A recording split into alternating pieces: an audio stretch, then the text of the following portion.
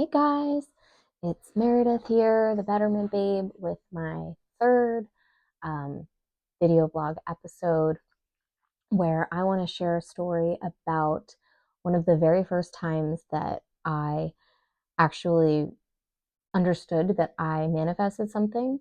I'm not quite sure I knew exactly what all of that entailed, but I knew that something had come to fruition that I um, kind of had some part in creating. And in honor of Valentine's Day, it has to do with my husband. So it's a nice story, but it's also it's pretty meaningful, I think, just in terms of understanding like the power that you could have on your own life. So let's go back. We're gonna go back now 10 years. Okay, so we'll go back over 10 years. So at that time, I was running a retail organization, and I had been there for a very long time. I was running the whole thing directly under the owner, who is actually still one of my really good friends. I was working all the time, long hours. I mean, it's the fashion industry, so there was so many moving parts. We also manufactured our own jeans, which I'm actually wearing right now. You can't tell, but anyway. So I was busy, busy, busy, busy, and I had been there at that point for probably like 7, 8 years. So it had been a long time, and I was very, very heavily involved in my job. And that also coincided with me being single for a very long time, because I was just very focused. I also was off social media at the time because um, in my early 20s, they didn't hack my Facebook, but they made a fake Facebook account using my information. Um, and it was really weird, and it felt really invasive. So I was just so spooked that I shut everything down. I shut down my Facebook, my MySpace. I'm aging myself, my MySpace, my web shots, all of that stuff. And I was just like, I don't need all the distractions. Like, I'm gonna go hard on my job, and I did. So I was very focused, wasn't keeping up with everybody else and their journeys and all of that. So anyway, so I had been single for a long time, and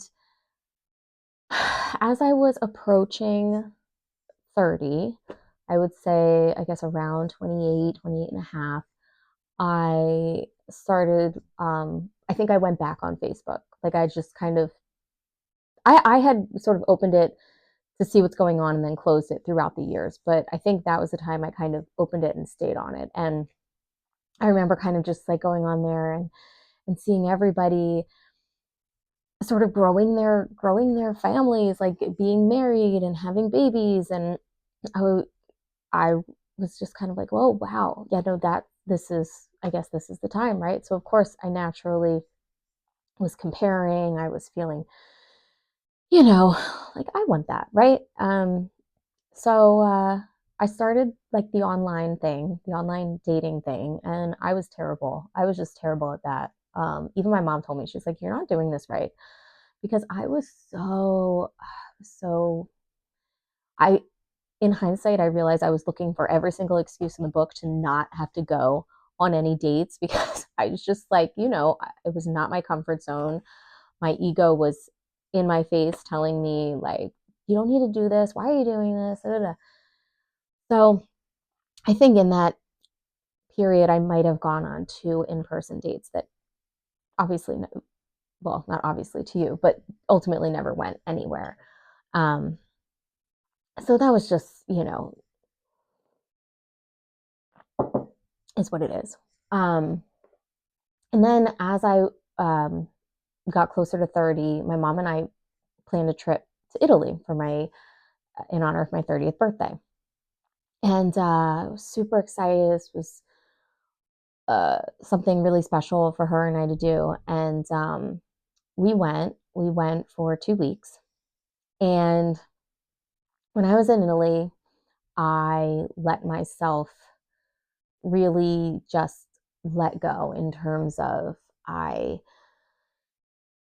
didn't think about work. I didn't feel guilty. And remember, like up until that point, really up until the summer before that point, I worked holidays. I worked weekends. And this was all self-imposed. This was not anything that was required of me. This was just me, like going hard for like a decade of time.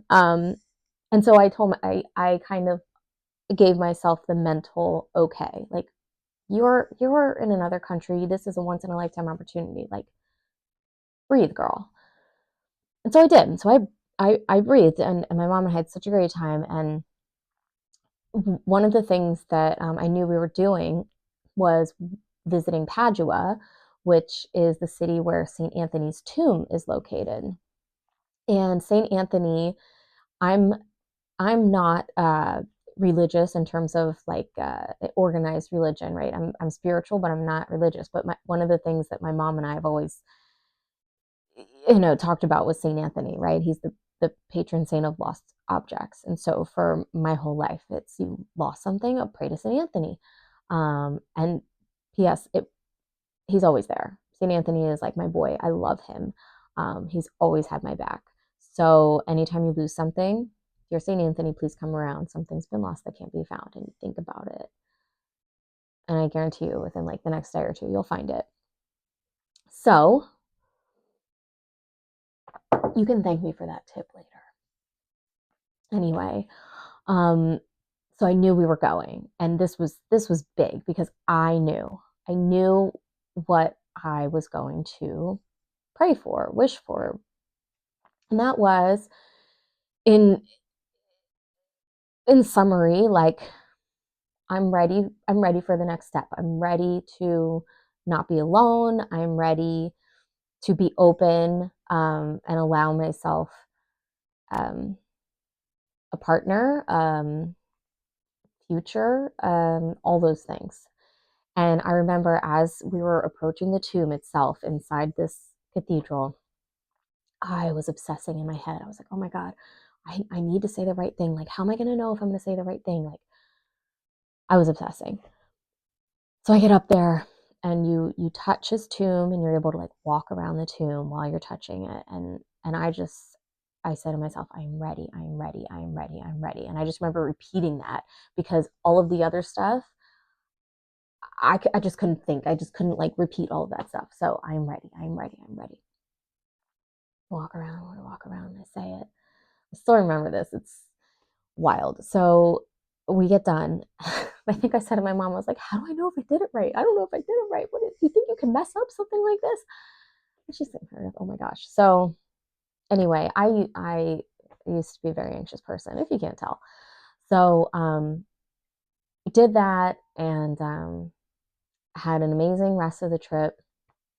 And I came back, and everything like kind of went back to normal. And then 2 weeks later, I get a text from my mom saying, would you be interested in meeting my friend's son? And I was like,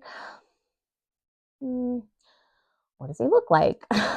And she said, go find him on Facebook. And so I did. And I was like, oh, okay. And then I said to her, I was like, he can message me. And she was like, really? I was like, well, yeah. And she goes, oh, because I almost told her, forget it, because Meredith doesn't like anybody. And I was like, well, Mom, I'm trying to make an effort, right? Like, we just had our Italy trip. I just made this wish, right? And really not thinking anything um, further than that. So, sure enough, she reaches out to her friend, And later that night, I got a Facebook message from him, and we just almost couldn't stop talking from like the second we started. I remember like we had to end the conversation. It was probably somewhere in the middle of the night at that point, and I was so excited to hear from him the next day. And I think at that point we exchanged numbers, and so we were texting. And I couldn't like really text during work because I was on the floor and I was very involved. And so, a whole day would go by, and then I would just be so excited to like rekindle the conversation. And it was very new for me because, like I said, I had been single for a very long time. So it was nice, but I don't know. I can't really vocalize the feelings that I had, the hesitation, but excitement. I mean, I guess how you feel when you first start dating somebody, right? So we made a plan for that Sunday to meet and go to this museum that was near my house, and then I guess just like play it by ear from there. And I can't really. This is it's so nice. So um, I knew he was going to come to my house to pick me up, and I at the time I was living with my mom, and the he's texting me, like I'll be there in 10 minutes, and I'm like, oh my god, like, and so the doorbell rings, and I'm like, mom, mom, you got to go get it, you got to go get it, I can't get it. And she's like, Meredith. And I felt comfortable because like our moms knew each other, so I was like, this is fine, this makes sense. And we were downstairs at the time, and I was living we lived in like a split level townhouse. So we were down in like the basement area. So I just like went into the bathroom real quick, and I was like, okay, okay, all right, you're okay, you're good. Looked in the mirror, fixed last minute stuff. And then I came out, and all I had to do was kind of like look up the stairs, and I saw him in the hallway with my mom. And I just remember looking up and being like, like it was just, I don't know, it was like peace, it was confidence. I feel like I'm saying my wedding vows because I feel like I talked about this in my vows. It did. I looked up and I just felt like at peace. I felt like home. I didn't feel nervous anymore. I was excited. I went up and he smelled good, and I hugged. And I just like, we walked to the museum, and it was a couple blocks away. And I just remember like we were walking, and I was kind of like bumping into him and finding different ways to just like be close to him. And I was like, what is going on here? And what was supposed to be just kind of like an afternoon hanging out ended up, we ended up walking around the city together. We had lunch. We ended up going to his godparents' house because it was in the city and we were there, and he just like called them, and we ended up, I think I had to go to my girlfriend's house later that night, so it was maybe around 6:30 the date finally ended, and we started at 11. So spent the whole day together. And my mom says this all the time, but she says, I didn't just, when I came in the house afterwards, I didn't just come down the stairs, I floated down the stairs. And I said to her, I'm going to marry that guy. I'm going to marry that guy. I just knew it. I knew it without a doubt. There was nothing anybody could say. There was no playing it cool. It was just, he's the one. And, she looked at me like, you're crazy. No, I was not crazy because I married him. I did. A few years later, I sure did. And, but no, honestly, I like, it was so easy for me to just know. Um, and it's really interesting looking back on that because not only did I feel like I manifested it because, I made the intention and I ultimately had the confidence. Um, but the universe brought him in to my life at the very perfect time because, yes, I had been single for a really long time. And yes, there had been a few years before I met him where I was really yearning for that kind of partner in my life. Um, and of course, there were times where I was like, why isn't this happening? Why is this like taking so long? Um, and I didn't know the reason why at the time. And I found out the reason why at the time later. And I'm not going to go into detail about my husband's life, but he was not in a place in his life where if we had gotten together sooner, it wouldn't have worked out. Um, and I can say that without like 100% certainty, it would not have worked out. And it's even more interesting because apparently, on one of those times when I went back on Facebook 5 years earlier, before we met for the first time, he had actually messaged me. He had messaged me some sort of, you know, I'm not going to embarrass him, but it had something to do with, you're easy on the eyes. He's going to kill me for saying that. But he said something like that. It was a blurb. Um, and I never responded. I never responded. So it was almost like we were testing the universe's wishes, or the universe knowing, and the universe prevented us from making that connection 5 years previous. And if we had made that connection, we wouldn't be where we are today. So it wasn't, moral of the story is that it wasn't just me,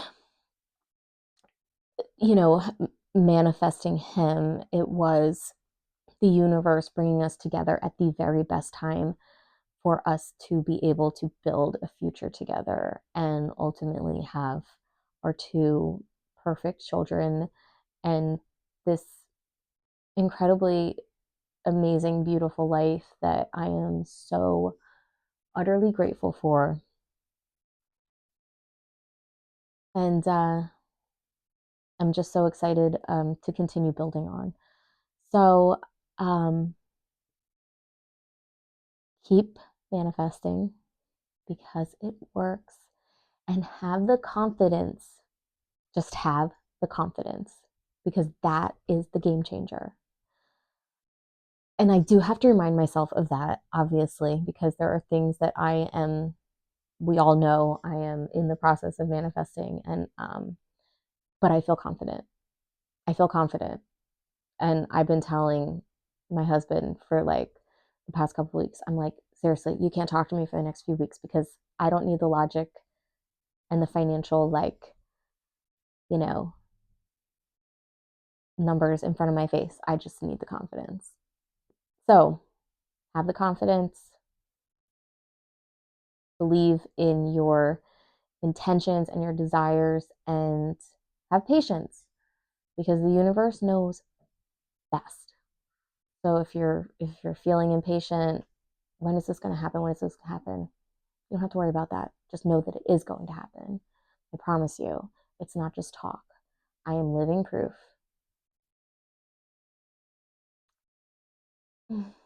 Okay, I'm in my feels now. So I'm going to go. It's not Valentine's Day. Yesterday was Valentine's Day. This is like, since it's the weekend and I was working yesterday, didn't really feel like Valentine's Day. So today is our Valentine's Day. So I'm going to go show my husband uh, that I appreciate him, and then maybe let him listen to this episode. Um, okay. Thank you so much for listening. And thank you for your positivity. And I will see you next week. Bye.